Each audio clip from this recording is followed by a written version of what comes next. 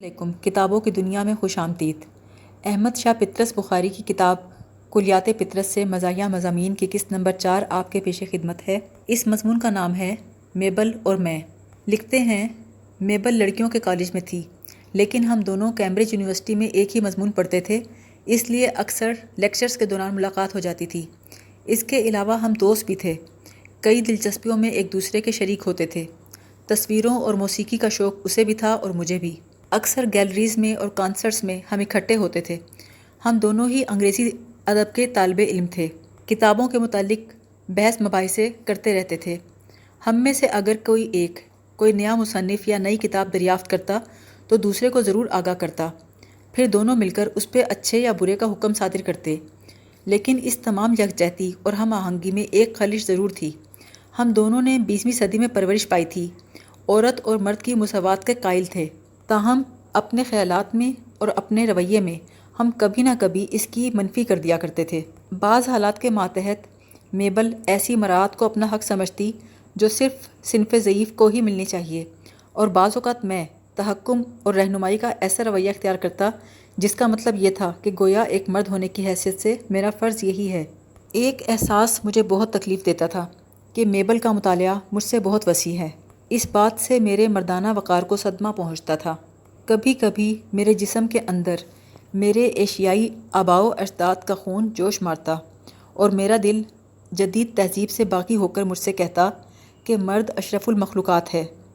میبل بھی ایسی باتیں کرتی، عورت مرد کی مساوات کا اظہار اتنے مبالغے سے کرتی، بعض اوقات ایسا معلوم ہوتا کہ وہ عورتوں کو کائنات کی راہبر، مردوں کو حشرات الارض سمجھتی ہے۔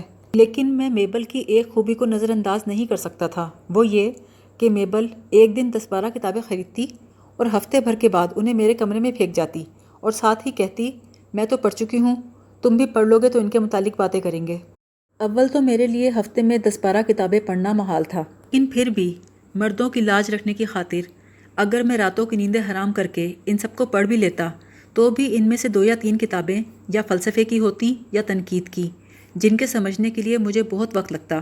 چنانچہ ہفتے بھر کی جاں فشانی کے بعد مجھے ایک عورت کے سامنے اس بات کا اعتراف کرنا پڑتا کہ میں پیچھے رہ گیا ہوں۔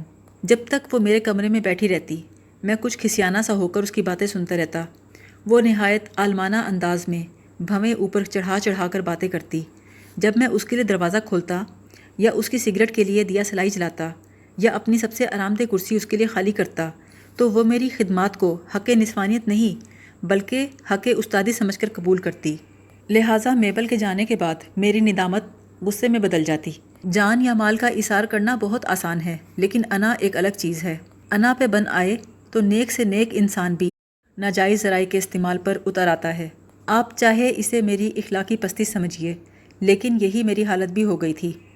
اگلی دفعہ جب میبل سے ملاقات ہوئی تو جو کتابیں میں نے نہیں پڑھی تھیں ان پر بھی میں نے رائے زنی شروع کر دی، لیکن میں جو کچھ کہتا تھا سنبھل سنبھل کر کہتا تھا۔ تفصیلات کے متعلق کوئی بات منہ سے نہ نکالتا تھا، سرسری طور پر تنقید کرتا تھا اور بڑی ہوشیاری اور دانائی کے ساتھ اپنی رائے کو جدت کا رنگ دیتا تھا۔ ناول کے متعلق میبل نے مجھ سے کوئی بات پوچھی تو میں نے نہایت لا ابالی سے انداز میں کہا، ہاں اچھی ہے، لیکن ایسی کوئی اچھی بھی نہیں۔ مصنف سے دور جدید کا نقطہ نظر کچھ نبھ نہیں سکا، لیکن پھر بھی بعض نقطے تو نرالے ہیں، اتنی بری نہیں۔ ایسا بولتے ہوئے میں کنکھیوں سے میبل کی طرف دیکھتا گیا، لیکن اس بیچاری کو میری ریاکاری بالکل معلوم نہ ہوئی۔ ڈرامے کے متعلق اس نے کوئی بات کی تو میں نے کہا، ہاں پڑھا تو ہے، لیکن ابھی تک یہ فیصلہ نہیں کر سکا کہ جو کچھ پڑھنے والوں کو محسوس ہوتا ہے وہ اسٹیج پر جا کر بھی باقی رہے گا یا نہیں، تمہارا کیا خیال ہے؟ اس طرح کی طرز گفتگو سے میری انا بھی باقی رہتی تھی اور گفتگو کا بار بھی میبل کے کندھوں پہ پڑا رہتا تھا۔ کتابوں کے بارے میں گفتگو شروع ہوئی تو میں نے کہا، اس نقاد پر 18ویں صدی کے نقادوں کا کچھ اثر معلوم ہوتا ہے، لیکن یوں ہی نامعلوم سا، کہیں کہیں بالکل ہلکا سا۔ شاعری کے متعلق اس کا رویہ دلچسپ ہے، بہت دلچسپ۔ رفتہ رفتہ مجھے اس فن میں کمال حاصل ہو گیا۔ بڑی روانی اور نفاست کے ساتھ میں ان کتابوں پہ گفتگو کر لیتا تھا جو میں نے نہیں پڑھی تھیں۔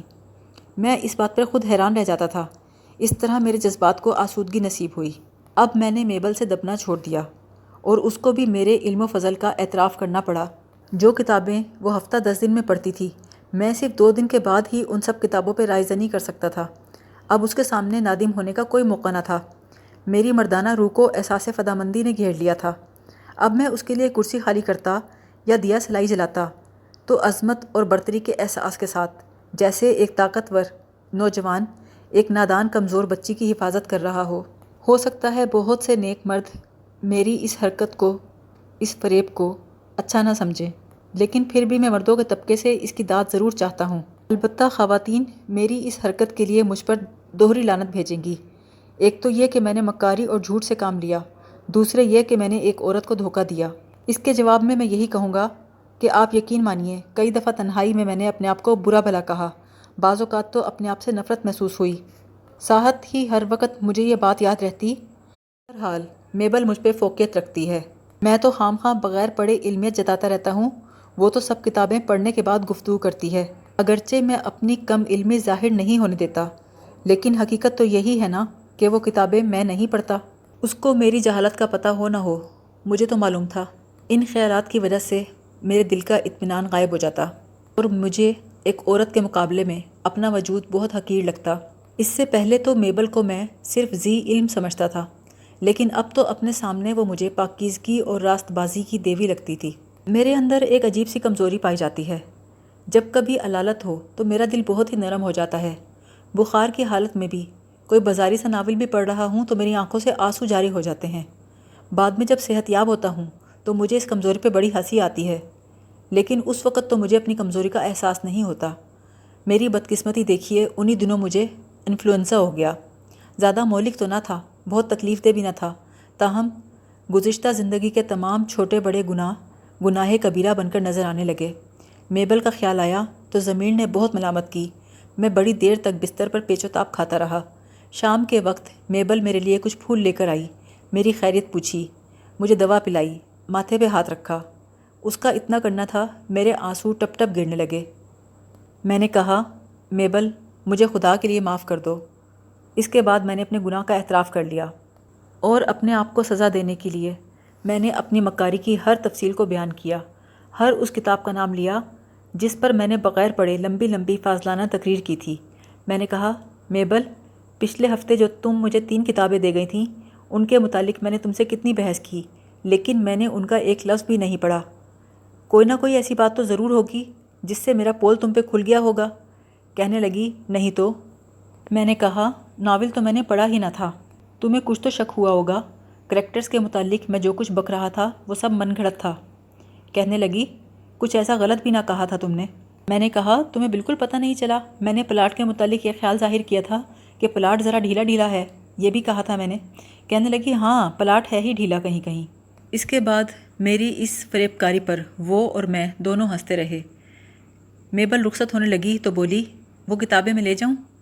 میں نے کہا، ایک تائب انسان کو اپنی اصلاح کرنے کا موقع تو دو۔